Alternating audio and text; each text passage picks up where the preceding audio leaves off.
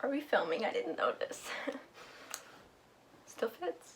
So I don't have any makeup on for this look because, kidding, it doesn't matter. Alright, let's do it. Alrighty. So, in my last video we discussed the selection series. The selection series. The characters in the selection series.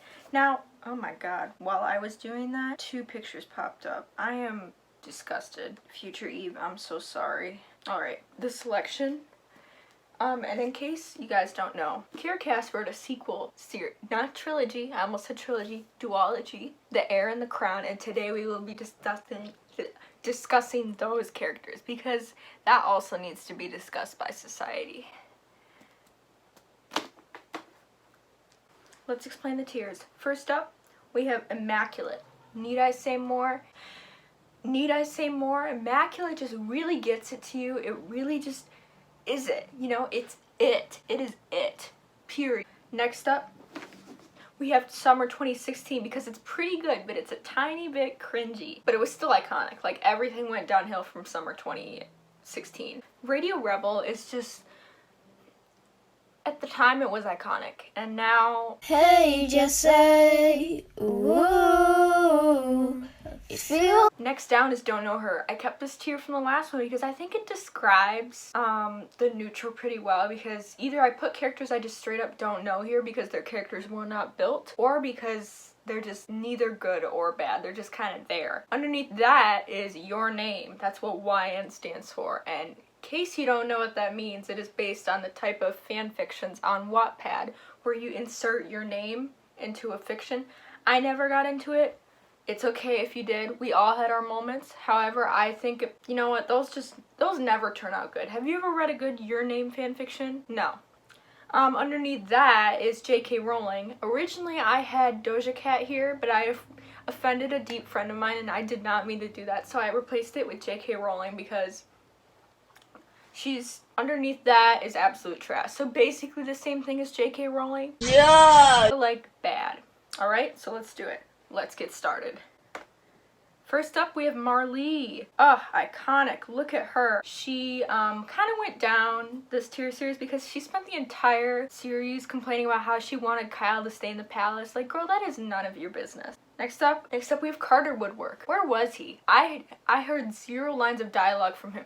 Was he in the palace? We don't know. And I have no idea what he looks like. There was never a description given, so I looked up Wood, and Getty Images came up, and I'm pretty satisfied with that description. Next up, we have Josie, Marlee and Carter's daughter. She is annoying, and I just can't deal with that. That is too much for me. She is too much for me. Next up, we have Kyle. Kyle reminds me of Justin Bieber. Tell me I'm wrong. Pottercast based him off Justin Bieber.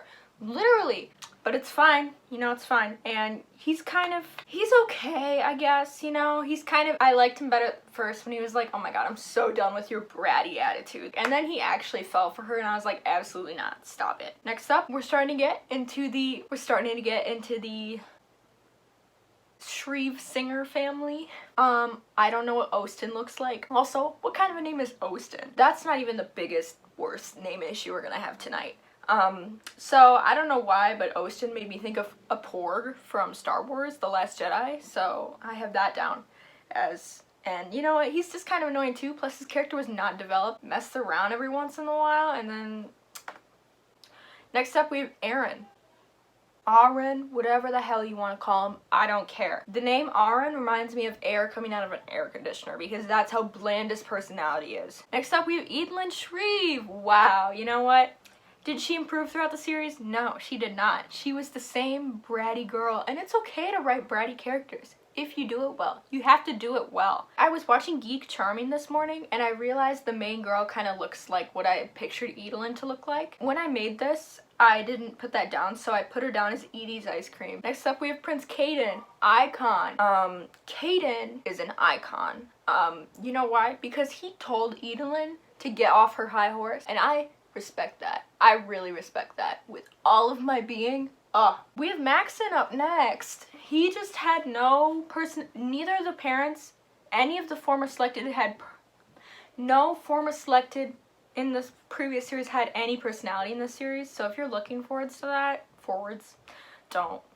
Maxon was just he reminds me of Ken Like if I were to picture him, Ken from Barbie Life in the Dream House, most iconic show of all time. He's alright, I guess. It's just I'm kind of indifferent to him at this point. Magda, our favorite, even makes an appearance, and she's just annoying as a Your Name character written in a Harry Styles fanfiction. Speaking of annoying characters, America. Except this time she doesn't have any personality, so she's a tiny bit better because she's not as whiny, but she's still, like, not the same as she was in the selection. I get that she aged, but she's, like, completely different. Oh, May! May was cool. May just showed up, and then she left, and I could appreciate that. I really could. You know? You gotta go in and out of the palace. You can't be stuck in there. Absolutely not. If I was stuck in a palace with Evelyn Shreve for more than a day, I would literally explode. Next up, we have an honorary member of the Shreve family, Camille something. I don't know her last name. Again, great character building.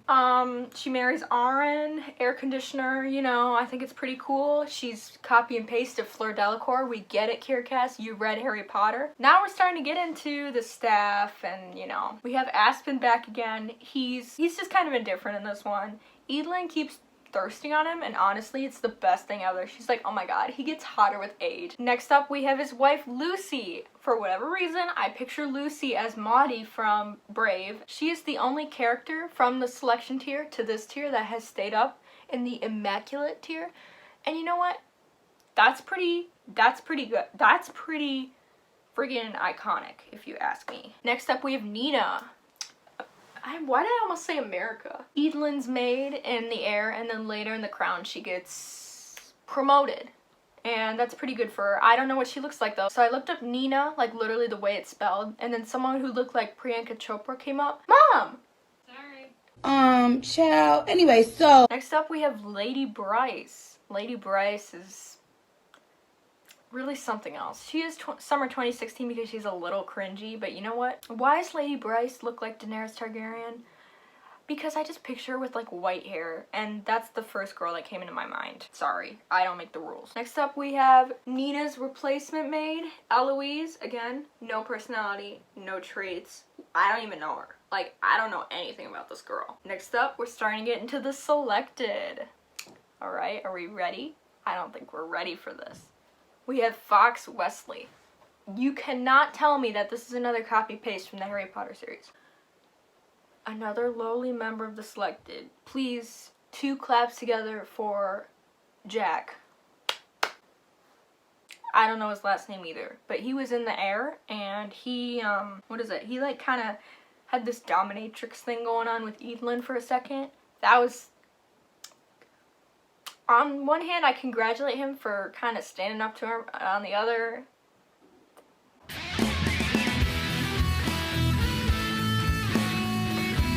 Next up, we have Ian. I looked up Ian, the exact way it's spelled in the book, on Google, and a barcode came up.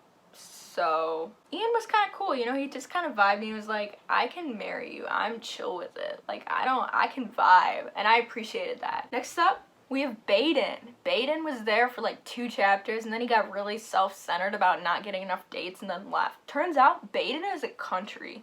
That's the flag. Or it's like a province in Germany. I don't know. I looked up Baden and a flag came up. So here we have Henry. I don't know what he looks like. I have no idea. That's who he looks like. Oh no, I was picturing him kind of to look like Blendon from Gravity Falls. What's wrong with me? I pictured him as this guy from that one show, Jimmy Neutron, except with blonde hair. I know, Henry's sweet. I just never pictured him as attractive. I don't know why. Maybe it's because he can't speak English. Speaking of can't speak English. Oh, oops, wrong transition. We have Hale. Hale was the man. He really was the man. Oh, here's... Speaking of English, we have Aiko or Aiko or Eric, whatever the hell you want to call him. I don't care. The sound Aiko kind of reminded me of a bat. I put him down as a bat, and I think that's pretty funny. Next up, we have Merritt. He's a furry. Don't ask me how I know or why I know. I just know. And last, but certainly not least, we have Kurtu. It's only in the exclusive version of The Crown. I put her down as spicy brown mustard because the night I made put these pictures down, I had spicy brown mustard and chicken for dinner. It's actually kind of good. It was just spicy.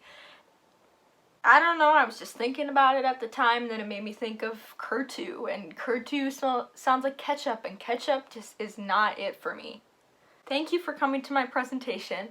I very much appreciate it if you've made it this far.